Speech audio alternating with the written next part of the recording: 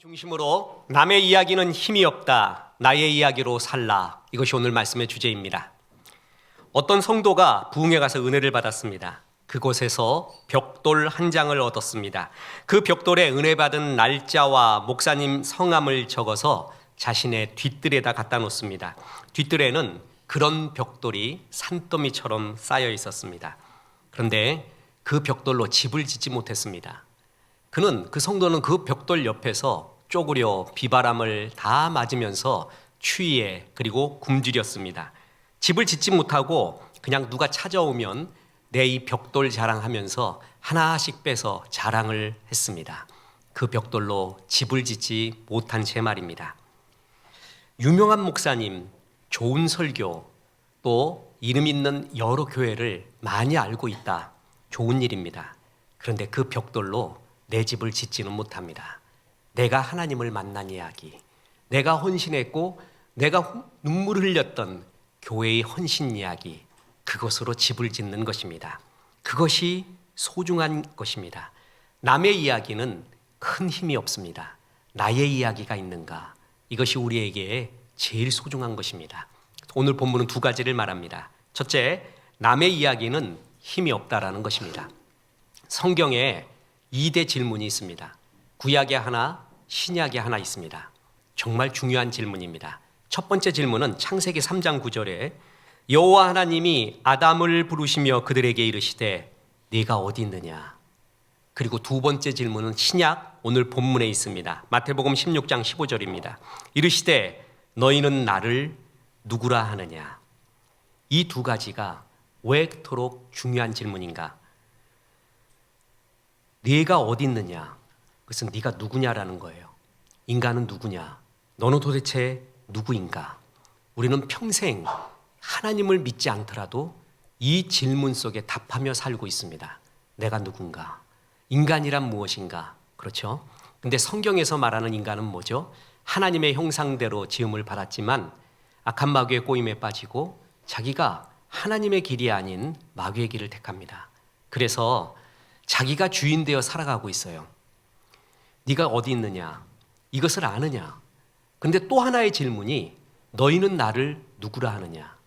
이것은 바로 예수 그리스도의 고백에 대한 질문입니다. 우리 인간이 하나님을 떠나 방황하는 우리에게 유일한 해결책을 주셨는데 그게 예수님이에요. 그 예수님을 너희는 누구라고 부르느냐? 이것이 2대 질문입니다. 이 질문에 어떻게 답하느냐에 따라서 우리 인생의 삶은 완전히 달라지게 되는 것입니다. 예수님이 공생에 3년 사역을 하고 거의 마지막쯤에 가이사랴 빌립보 지방에 이르러서 제자들에게 묻습니다. 사람들이 나를 누구라고 부르느냐라고 묻습니다. 우리에게도 지금 묻고 있는 것입니다. 너는 기독교를 무엇이냐라고 묻는 게 아니라 너희는 예수님을 뭐라고 부르느냐? 우리에게 동일한 질문을 하고 계십니다. 전 세계는 이 질문에 주는 내 죄를 사해 주시는 구세주시요 하나님의 아들입니다 라는 답을 하는 사람과 그렇지 않은 답을 하는 사람 둘로 나눠지게 됩니다. 지난 2000년 동안에 진리를 주는 그리스도시요 살아계신 하나님의 아들입니다 라는 이 진리를 목숨보다 소중히 여겨 순교한 사람들이 5천만 명 이상이 됩니다. 이 인생을 바꾸는 질문 앞에 제자들의 대답이 이렇습니다. 마태복음 16장 14절입니다. 이르되 더러는 침례 요한, 더러는 엘리야, 어떤 이는 예레미야나 선지자 중에 하나라 하나이다. 제자들은 사람들이 예수님을 침례 요한, 예레미야나 선지자 중에 하나라고 합디다. 그렇습니까? 어떻습니까? 라고 간접적으로 묻고 있는 겁니다. 구약의 마지막 성경인 말라기 4장에서 엘리야 같은 선지자 보낸다고 했거든요. 그러니까 예수님이 엘리야가 아닌가 아니면 거의 저분이 예수님이 아닌가라고 여겨졌던 침례 요한이 아닌가 아니면 구약의 눈물의 선지자여 선지자의 대표격인 예레미야나 여러 선지자 중에 하나라고 이야기합니다. 결론적으로 이들은 예수님의 부분을 봤지만 예수님이 우리의 구세주이신 것, 예수님의 본질을 보지 못했던 이야기들이죠. 일부 제자들도 예수님에 대한 자기 고백이 없이 남이 하는 이야기를 그대로 합니다. 누가 그러던데요, 예수님 목수의 아들이라고도 얘기하는 사람도 있습니다. 사람을 고치는 의사라고 말하는 사람도 있습니다. 어떤 사람은 엘리야가 아닌가, 어떤 사람은 침례 요한이 아닌가, 어떤 사람은 선지자 중에 하나가 아닌가, 이렇게 말합니다. 이 제자들은 모두 남의 이야기하고 있습니다. 자기가 만난 예수의 이야기, 자기가 만난 신앙 고백이 없는 남의 이야기만 계속하고 있습니다. 자, 힘이 없습니다. 남의 이야기는 힘이 없습니다. 남들이 하는 이런 이야기들을 많이 알고 있다? 영어로 이런 말 있죠. So what? 그래서 뭐 어땠다는 거야. 그것이 나의 이야기 없이 남의 이야기만 쌓여 있다면 그것이 신앙 고백이고 삶의 힘이 있을까요? 그 벽돌로는 집을 짓지 못합니다. 유영만 교수님이 스티브 잡스와 빌 게이츠의 연설을 분석을 했습니다. 자, 여러분 한번 묻겠습니다. 스티브 잡스하고 빌 게이츠가 다 졸업식 축하 연설들을 많이 했는데 누구의 연설이 더 감동적이고 사람들한테 영향력을 미쳤다고 생각합니까? 누구라고 생각해요? 잡스예요. 일부 예배를 잘 들으셨군요. 아니면 원래 인사이트가 있다고 봅니다. 유영만 교수는 단연 스티브 잡스라고 합니다. 왜 그러냐 하면 잡스는 개인적인 솔직한 감정과 실패의 이야기, 자기의 스토리를 말해요. 그런데 빌 게이츠는 전형적인 모범생으로서 모범 답안을 말한다고 합니다. 인생을 성공하려면 이렇게 돼야 되고 이렇게 해야 돼 라는 모범 양식을 말했대요. 그래서 잡스는 사람들을 선동하는 힘이 있고, 그리고 빌 게이츠는 논리적으로 선전할 뿐이다, 이렇게 말합니다. 잡스가 누구나 쉽게 하는 지식, 누구나 다 알고 있는 것에 자기도 이렇게 살았는데 이렇게 실패했습니다. 잘 안 됩니다. 여러분도 잘 안 되시죠? 이러면서 공감을 이끌어내면서 꼭 나의 이야기처럼 들려준다는 거예요. 그런데 빌 게이츠는 전형적인 양식에 의뢰해서 사람이 성공하려면 이래야 돼, 이러는 책에 나와 있는 교과서적인 이야기들을 했다라는 것입니다. 그래서 이 교수님은 잡스를 가리켜 모험생이라고 말했고, 빌 게이츠를 가리켜 모범생이라고 말합니다. 사람들은 모범생한테 감동을 못 얻는다고 합니다. 모험들에게 감동을 얻습니다. 그래서 모범생들의 특징이 뭐냐면 설명을 한대요. 설명은 논리적으로 옳은 이야기라는 화법입니다. 근데 이 설명 갖고는 사람들이 감동이 없습니다. 뭐가 감동이 있냐 하면은 내 감성과 경험, 공감이 들어간 스토리가 우리를 가슴으로 더 느끼게 한다는 거죠. 설명은 머리의 언어고 논리의 언어고 명사적 언어입니다. 그런데 이런 감성의 언어인 스토리가 가슴에 있는 사람, 그 사람이 훨씬 더 사람들에게 감동을 준다는 겁니다. 쉽게 이야기해서 남의 성공한 이야기가 가슴에 많은 사람, 머리에 많은 사람은 뻔한 이야기만 한대요. 근데 나의 스토리, 실패했지만 내가 이렇게 주님을 만난 이야기, 그리고 내가 살아왔던 그 이야기가 훨씬 더 감동이 있다는 것입니다. 우리의 인생에 위기를 맞을 때가 있습니다. 뭐냐 하면 나의 이야기는 없고 남의 이야기만 많을 때입니다. 남일이 부러워요. 남들이 이렇게 살았대. 남들은 이렇게 성공했대. 남들은 이것도 가졌대. 이런 일도 이루었대. 그 이야기만 많고 내 이야기는 희미한 사람, 그 사람이 제일 불행한 사람입니다. 이제 내 이야기가 더욱 많아질 때 그 사람이 풍성한 사람이 되고 승리하는 사람이 된다는 것입니다.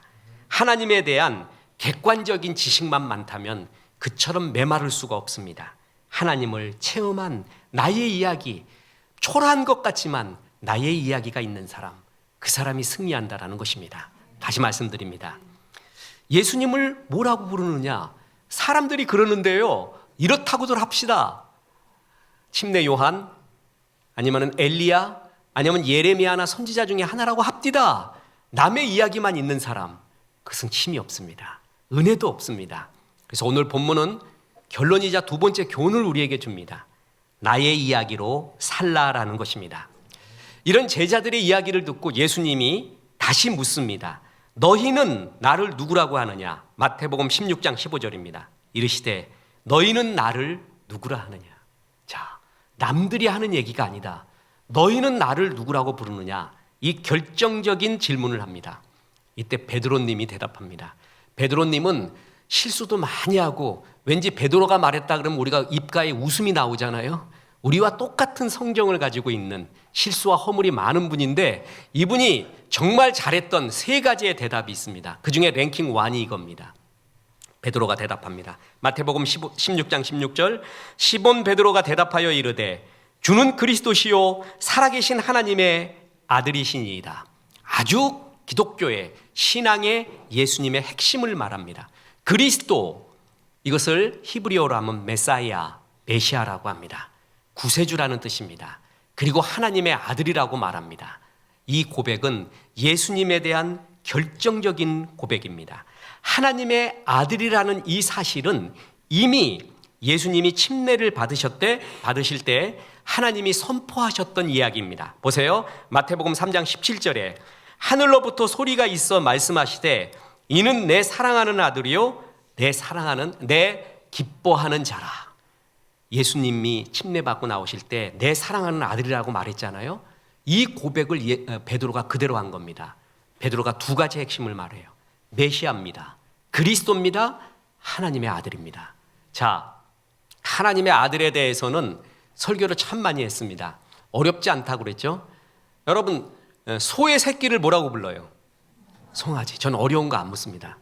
송아지는 크면 뭐가 되죠? 소. 그러니까 송아지의 본질은 뭐예요? 소입니다. 그러면 댕댕이의 새끼를 뭐라 그래요? 강아지라고 합니다. 이 강아지의 본질은 뭐죠? 개죠. 크면 개가 되는 거예요, 댕댕이. 그럼 하나님의 아들은 본질이 뭡니까? 하나님이죠. 어려운 거 없습니다. 하나님의 아들은 하나님이라는 얘기입니다. 그래서 베드로는 예수님에 대한 결정적인 고백을 했을 때 이 100점짜리 신앙 고백을 듣고 예수님이 정말 좋아했습니다.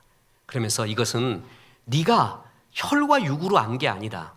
심리학적으로 안 게 아니고 네가 교회 옆에 살고 있었기 때문에 그랬기 때문에 예수를 아는 것도 아니고 하나님이 너에게 믿음 주시고 계시를 주셨다. 이렇게 말합니다. 보세요. 마태복음 16장 17절 예수께서 대답하여 이르시되 바요나 시몬아 네가 복이 있도다.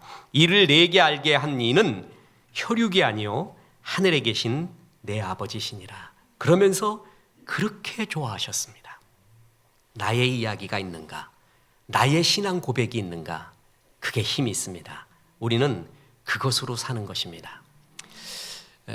요즘 찬양 모르는 것들도 너무 많아서 여러분 소외되는 경우도 많고 그래서 찬송가를 찬양 인도자들에게 많이 섞어라 그렇게도 이야기하는데 저도 한때 막 찬양 인도 뭐 작사 작곡 번역까지 다 했는데 요즘 아는 것들이 점점 희미해져서 괴롭습니다. 근데 젊었을 때 대학 다닐 때 불렀던 여러 찬양이 있는데 잊혀지지 않는 게 마리아의 노래 내 영혼 주 찬양하며 하나님 내 구주를 기뻐함은 그렇게 좋았어요. 보통 그때 필 받았을 때 찬양 부르면 한 2시간 불렀습니다. 룸에서 그렇게 좋아서 그걸 부르고 오 주님 오 주님 땅과 하늘 지으신 주 사랑하는 나의 아버지 그렇게 좋았어요. 그런데 찬양 인도할 때 잊혀지지 않는 찬양이 또 하나 있었습니다. 뭐냐면은 예수 믿고 구원된 내 월요일 날에 예수 믿고 구원된 내 화요일 날에 그 다음 가사는 뭐겠습니까? 수요일이죠. 목요일이고 난 어려운 거 안 묻는다 그랬습니다. 그리고 주일까지 나갔어요. 그러면 예수 믿고 구원된 내 월요일 날에 그러면 월요일에 구원받은 사람 나와요. 화요일 날에 그럼 화요일 날 나와요. 수요일 주일까지. 근데 아직도 앉아있는 사람이 태반이에요. 그럼 어떻게 부르는 줄 아세요? 예수 믿고 구원된 내 모르는 날에 몰라요. 그날이 언젠지 몰라요. 그런 사람도 있는 거예요. 그럼 거의 다 나와요. 그럼 예수 나 믿었네 예수님 찬양 그러면서 그거를 집회 내내 부르는데 그렇게 좋아요. 그렇게 기뻐요. 가슴이 막 벅차요. 바로 이런 찬양 여러분 월요일이건 화요일이건 수요일이건 예수 만난 날은 다 아름답습니다. 어떤 사람은 이렇게 만나고 어떤 사람은 이렇게 만나잖아요. 그 모든 이야기가 다 독특한 것이고 다 기적이고 다 소중한 것입니다. 저 사람이 만난 이야기만 소중한 게 아니라 내가 만난 이야기, 월요일 만났건 화요일 만났건 수요일 이런 방법으로 만났건 저런 방법으로 만났건 나의 이야기, 내가 만난 예수의 이야기가 그렇게 소중한 것입니다. 저는 집회 때마다 또 우리 극동방송에서도 수없이 간증을 했습니다. 내가 만난 하나님. 중2 말 때 정동교회에서 미국인 선교사 그룹에게서 복음을 듣고 주님을 만났다고 얘기했죠. 저는 전형적인 바울 스타일입니다. 바울. 다메섹에서 급변하게 주님을 체험했던 바울. 그래서 그는 그것을 그렇게 소중히 여기며 바울 서신에 곳곳에서다가 그 간증을 해놓지 않습니까? 저도 그 주님 만난 이야기하면은 지금도 소름이 돋고 그렇게 좋을 수가 없습니다. 어메이징 그레스를 이렇게 부를 수가 있구나. 처음에는 내가 한국에서 들었던 어메이징 그레스를 미국인 선교단들이 부르는데 너무 불경건하고 경거망동하게 부르는 거예요. 어떻게 어메이징 그레스를 저렇게 부를 수가 있는가?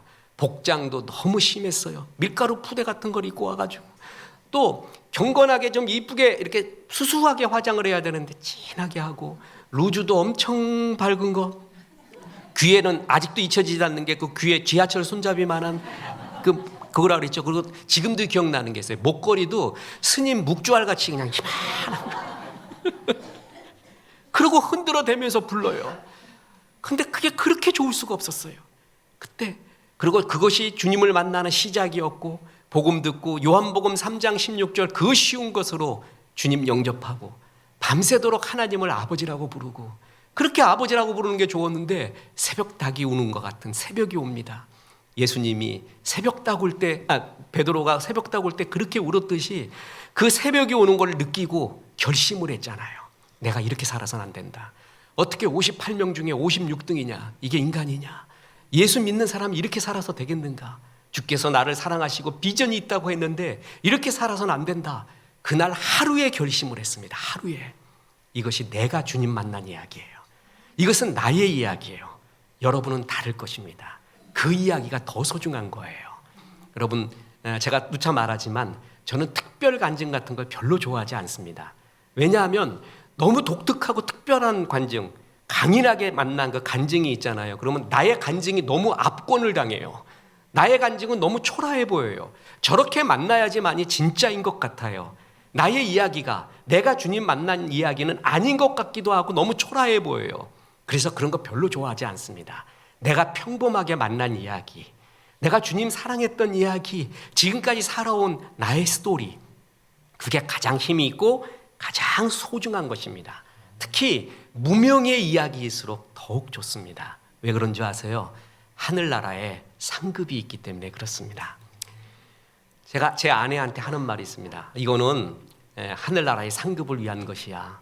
현실적인 아무런 도움도 어떤 것도 없이 오히려 내가 헌금도 하고 그러나 온 영혼을 다 바쳐 집회하는 모임들, 그런 게 있습니다. 젊은이 집회, 또 탈북 모임, 이런 비전 집회, 선교사 모임, 이런 데는 그렇게 해줘야 됩니다. 그래서 7월 달에 그것이 2개나 있었습니다. 그래서 이건 하늘나라의 상급이 쌓일 기회야 그랬는데 우리 침례교가 지금 요즘 너무 힘들어서 2개가 다 취소돼 버렸습니다. 상급이 조금 놓쳐졌습니다. 아무도 알아주지 않는 것, 아무런 보상도 없는 것, 그거 슬퍼하지 마십시오. 그게 상급이에요. 그게 하나님이 알아주는 보응이고 하나님이 기뻐하는 일입니다. 오늘 우리가 일부 예배 때 최선영 집사님 15년 교사 근속 감사패와 선물을 드렸습니다. 누가 알아줍니까? 아무도 안 알아줘요. 그러나 하늘나라에 가봅시다. 자, 하늘나라에서 제일 먹고 싶은 거 뭐라고요? 만나. 이제 설교를 열심히 들어요. 우리 만나 꼭 먹읍시다. 하늘나라 가서 남겨둔 게 있을 거예요. 그리고 뭐가 낫나 보세요. 세상에서 받았던 감사장, 상장, 1등 다 없어집니다.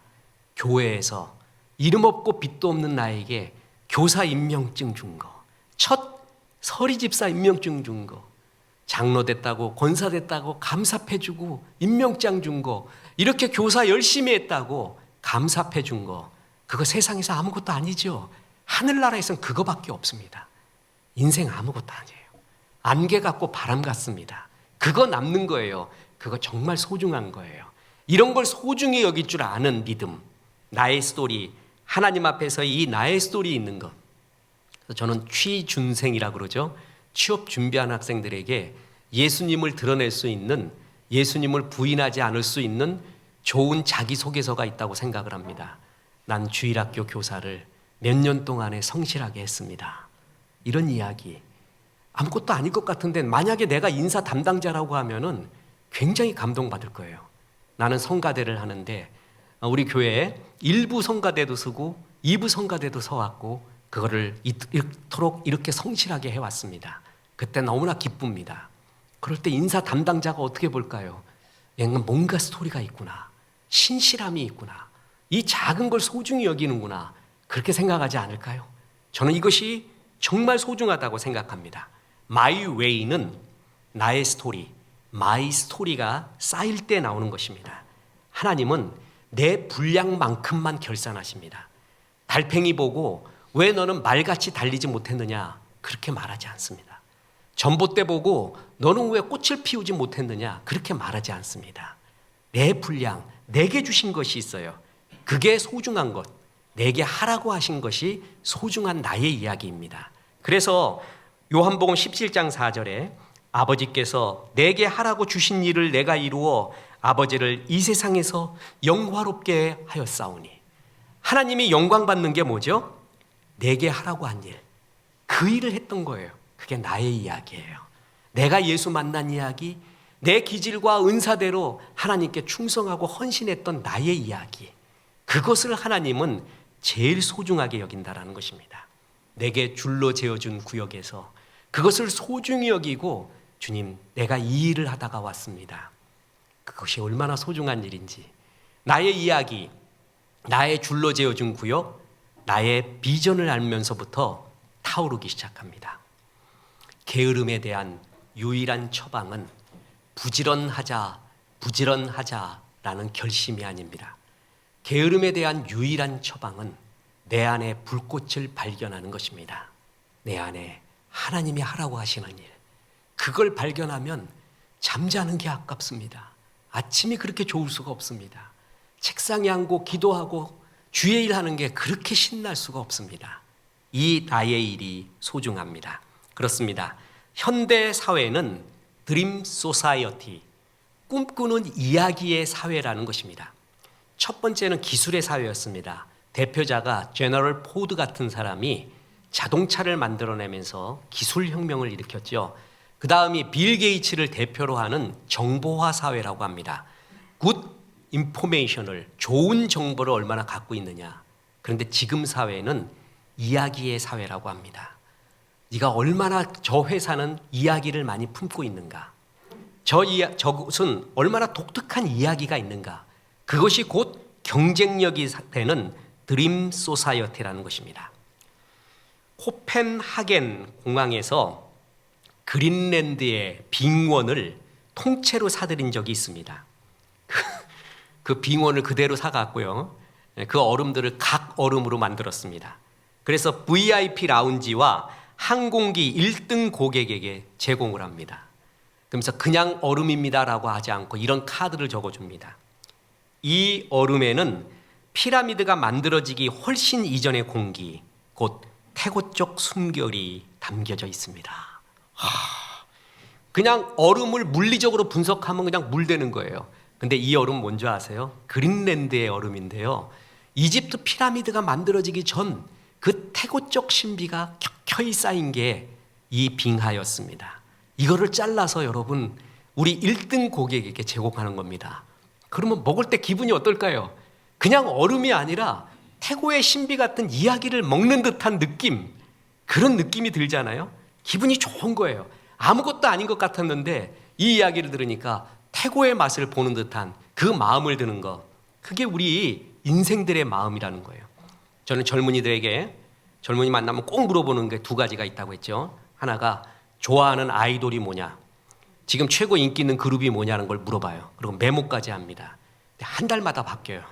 그래서 야, 이건 지금 안 되겠다, 이거 아무리 적어도 안 되겠다, 소녀시대도 이미 이제 중년시대가 됐고, 소방차는 이미 다 지나가 버렸고, 이게 안 되겠구나.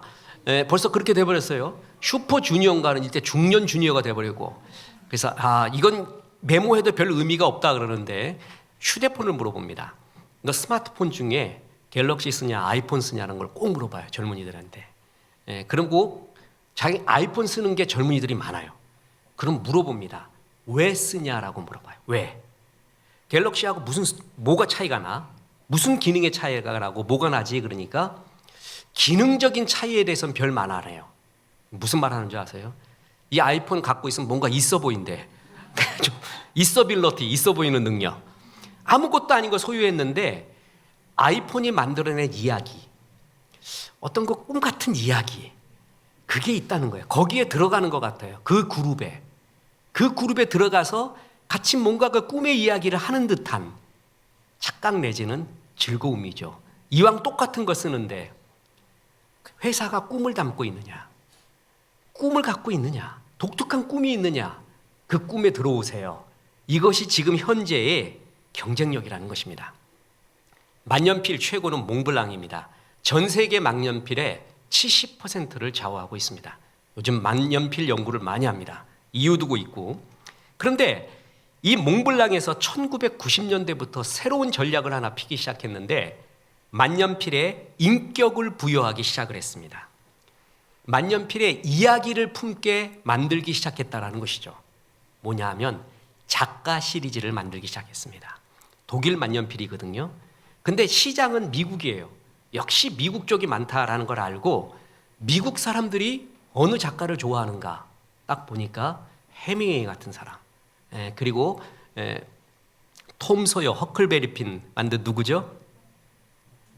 마크 트웨인, 아가사 크리스티 여사, 에드가 알란 포우, 이런 사람들이 있습니다.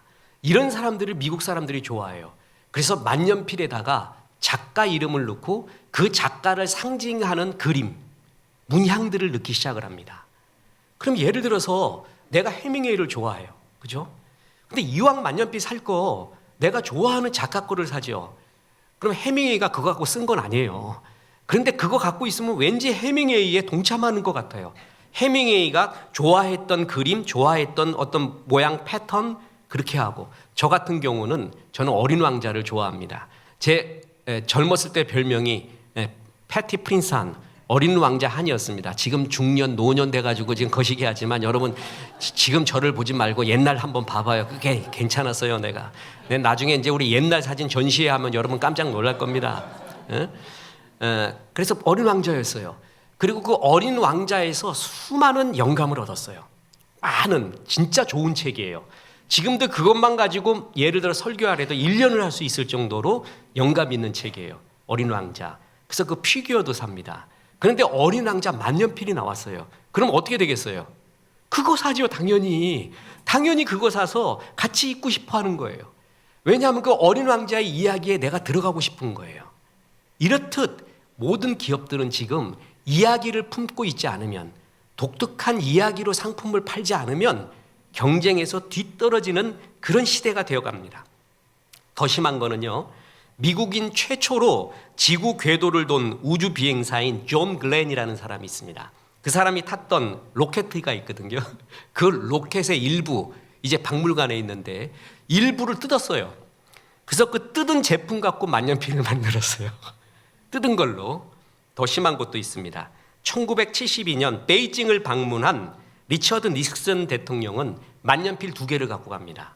그래서 그걸 가지고 서로 계약서에 사인하자는 거예요. 그래서 중국 주석에게 주고 자기도 가지려고. 그 만년필이 뭐냐 하면은 아폴로 15호가 달에서 수집한 그 먼지가 부착된 금속판, 그거를 몸통에 붙였어요. 그러니까 한정판으로 300개가 남았는데 그 300개에는 아폴로 15호가 달에서 갖고 온 먼지, 그 먼지를 금속판에다가 이렇게 채취를 했는데 그거의 일부가 붙어 있는 거예요. 진짜 웃기지 않습니까? 그런데 그걸 자꾸 얘기하는 거예요. 와, 이거 아폴로 15 달에서 먼지 붙었다. 달에 먼지 있는 거야. 그러면 가지면서 되게 좋아해요. 뭔가 신나요. 뭔가 된 것 같아요. 카메라에서는 독일제 하셀브라드라는 것이 있습니다. 이 사람들은 평생 달에 간 카메라로 먹고 삽니다.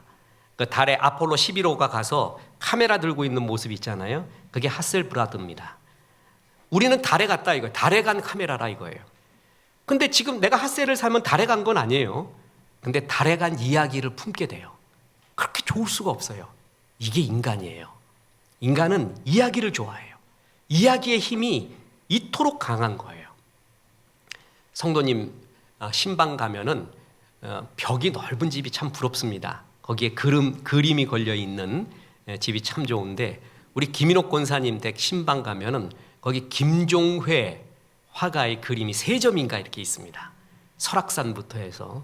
그러면 신방 가서 은혜를 끼쳐야 되는데 저는 그거 보는 게 일단 그 강렬한 색감, 그림, 선, 그걸 느끼고 싶어요. 원본이잖아요, 원본. 모나리자 머그잔에 있는 거, 티셔츠에 있는 거하고 원본 보는 거하고 다르지 않습니까? 그래서 원본을 느껴요. 이게 도대체 무슨 그림인가? 그리고 굉장히 느낌도 좋고 아주 마음도 상쾌해져요. 근데 어느 성도님 집에 갔더니 놀란 그림을 하나 보여줍니다. 이런 유명한 그림도 있었어요.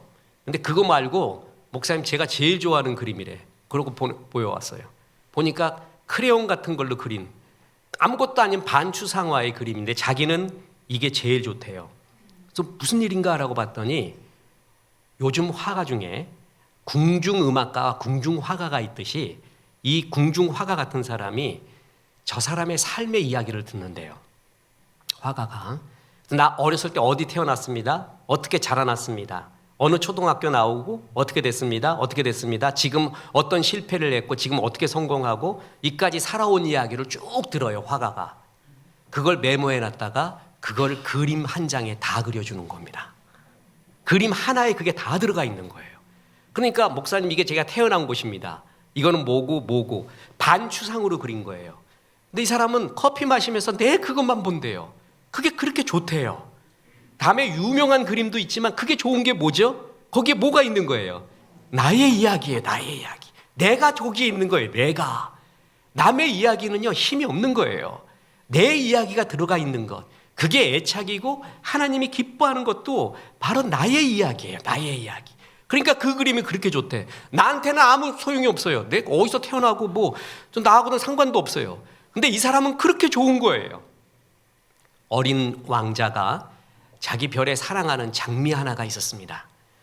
그 장미가 그래도 아름다웠는데 지구별 여행을 하다 보니까 그 장미보다 더 아름답고 완벽한 장미가 수만 송이 피어 있는 거 보고 멘붕이 옵니다.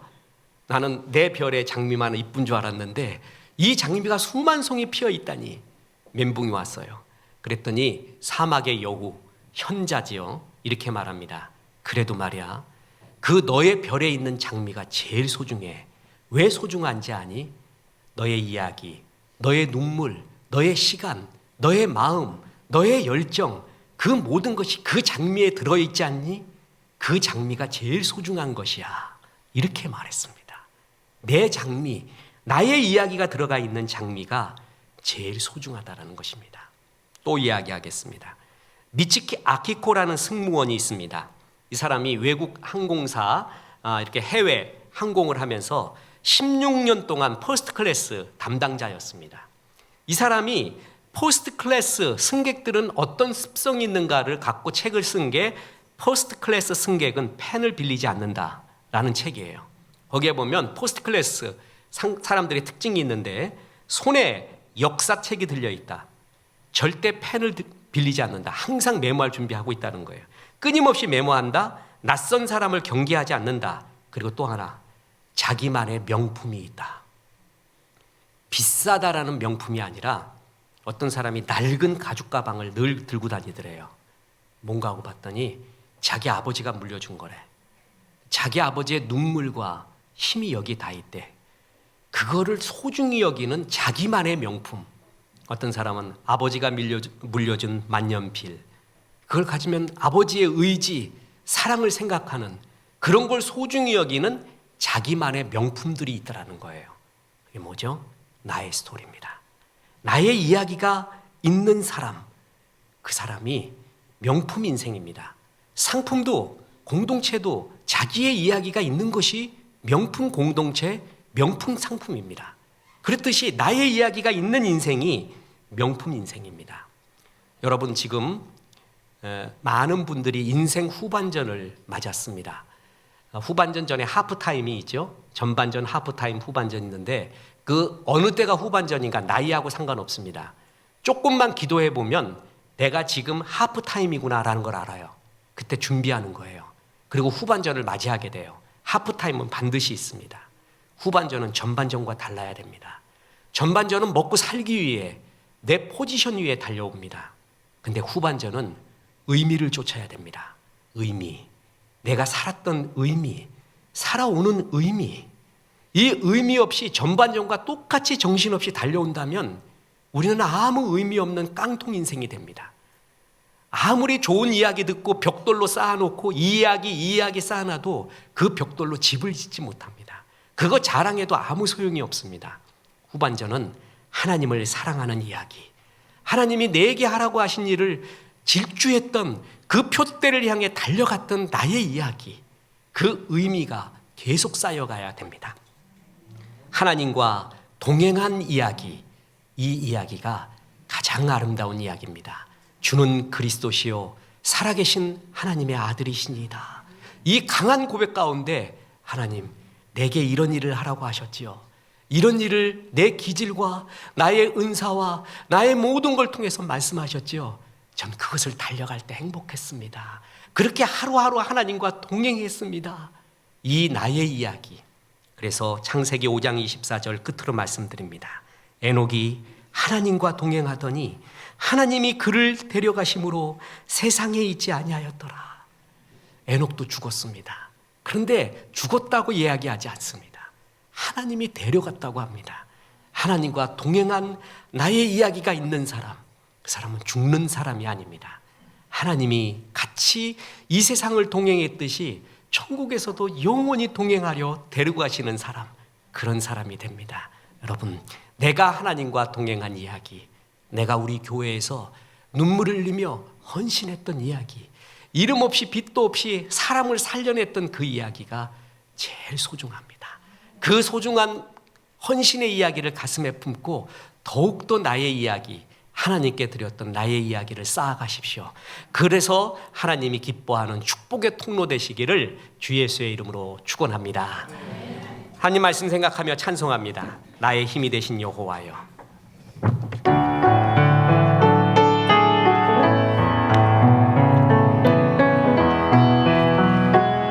나의 힘이 되신 여호와여. 나의 힘이 되신 여호와여. 내가 주님을 사랑합니다.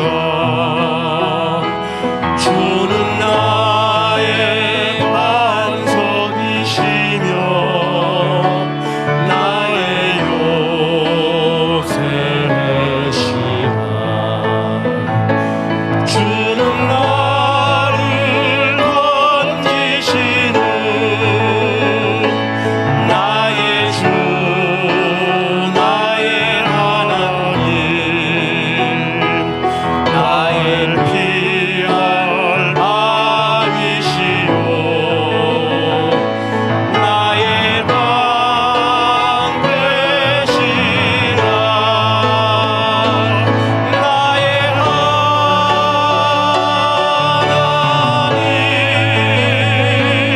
나의 하나님,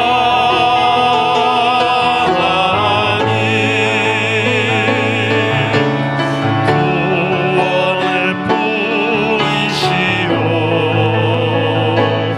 나의 산성이라. 나의 하나님, 나의 하나님, 주는 나의 여호와, 나의 구세주.